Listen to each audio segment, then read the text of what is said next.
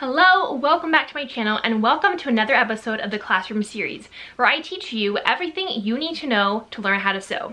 Today we're continuing our series of seam finishes.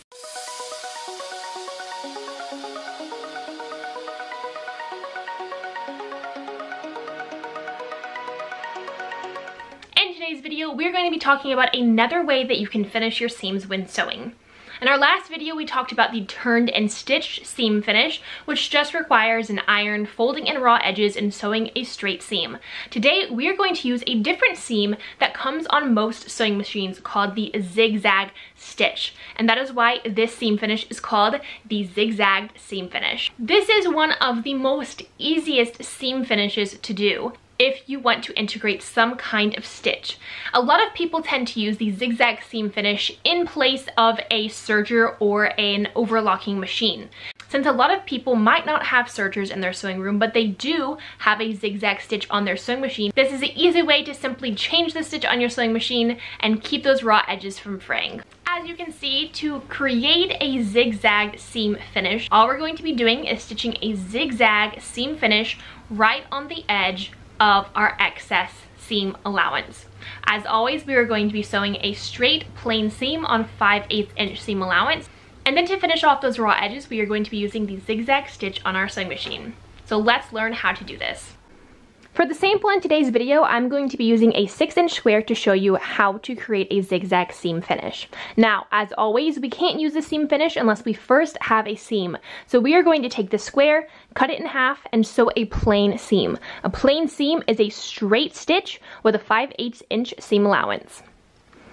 A plain seam is a straight stitch with a 5/8 inch seam allowance.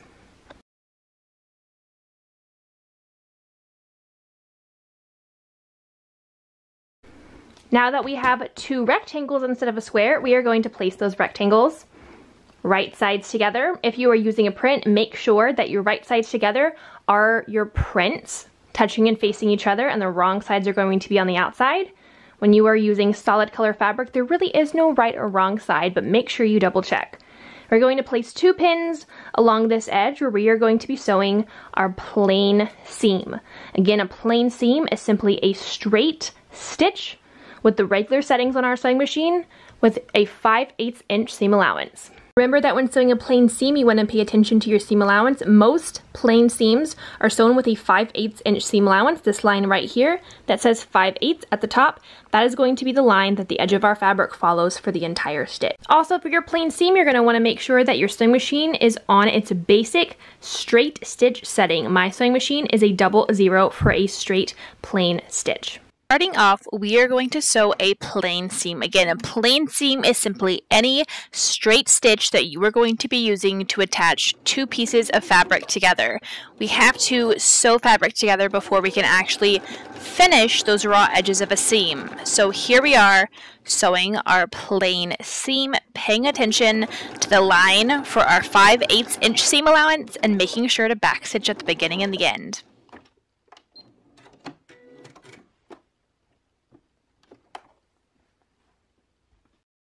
Once we have sewn our 2 pieces of fabric together, we are going to then take that fabric over to our ironing board so that we can press our seam open. This is a good practice for any seams that you are sewing. After you sew them, you are always going to want to press them open to make sure that your seams are just nice and flat on both sides of fabric, and this is also going to expose those raw edges for you to apply your seam finishes. Once we press our seams open, we are going to move the sides of our fabric over and underneath the fabric on the other side to expose our raw edge, which is where we are going to be applying our zigzag seam finish.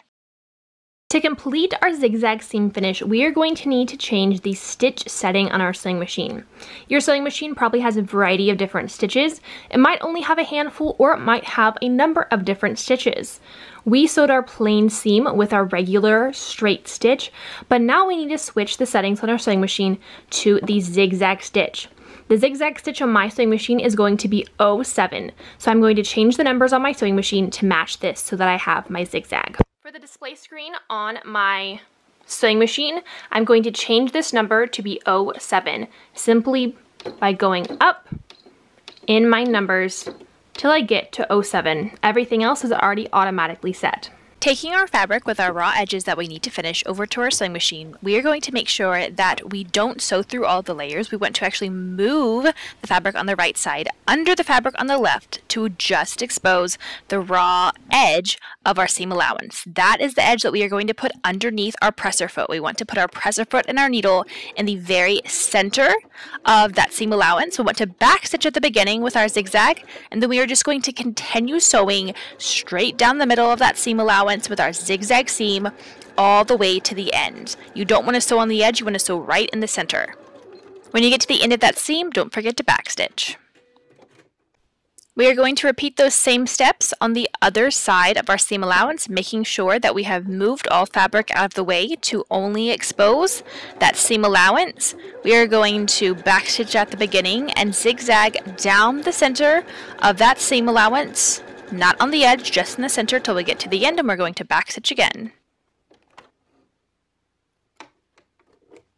Alright, so we finished our zigzag stitches on our sewing machine, but we are not done yet for our seam finish. The last thing you're going to do for a zigzag seam finish is we are going to trim this excess fabric, which is our raw edges, because again, we don't want our raw edges, and the whole purpose of our zigzag is to get rid of the raw edges. So we're going to trim them by moving this edge of fabric underneath and just simply trimming the edge. We do not want to cut our zigzags or our thread, but we want to cut close to it so that it almost looks like the zigzags are going over the edge of our fabric, like so.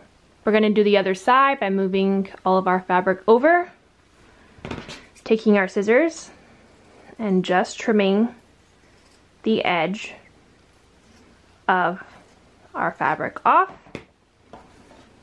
so that our zigzag looks like so, and that is our zigzag seam finish. Now let's talk about some of the things that might go wrong when you're sewing a zigzag stitch, because sometimes sewing machines can be a little finicky with it. As you can see right here on this left side, I actually have a skip in my stitching.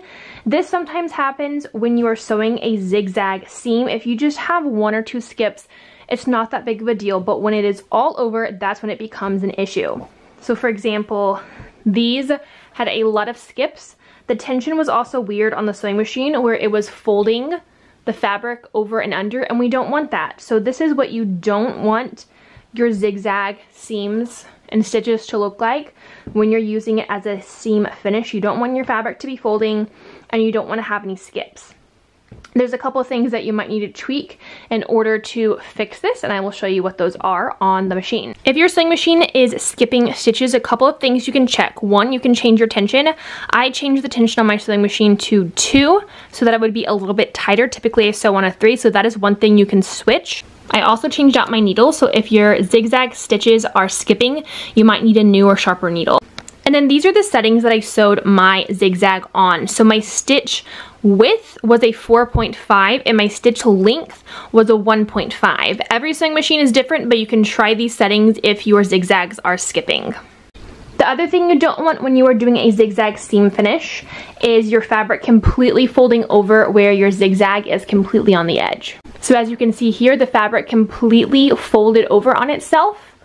And this is not the biggest issue. You could leave your zigzag seam finish like this, but it's not quite as neat.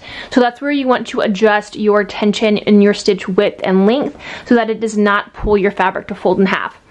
The other thing that you don't want is to completely sew through all of the layers. As you can see right here, this zigzag stitch on this left side looks correct, but if we turn it over, we sewed through all the layers. You do not want to see a seam on the right side of your fabric. You only want to have it on the edge. So again, this is what we don't want. So as a recap, this is our zigzag seam finish. We trimmed all of the excess fabric off of these edges so that we just have zigzags right on the raw edge of our fabric. It does not go through all the layers, it's just on the edges of our seam allowance, so that when we flip our fabric over, it still looks nice and neat, and our raw edges are finished with a zigzag. So that is the zigzag seam finish. And there you have it. That is your zigzag seam finish, one of the many ways that you can finish the raw edges of your seams when sewing. Thank you for watching this episode in the Classroom series. Tune in next time for another seam finish that you can apply to your projects. Don't forget to subscribe to my channel to stay updated on all the latest videos coming out. See you next time.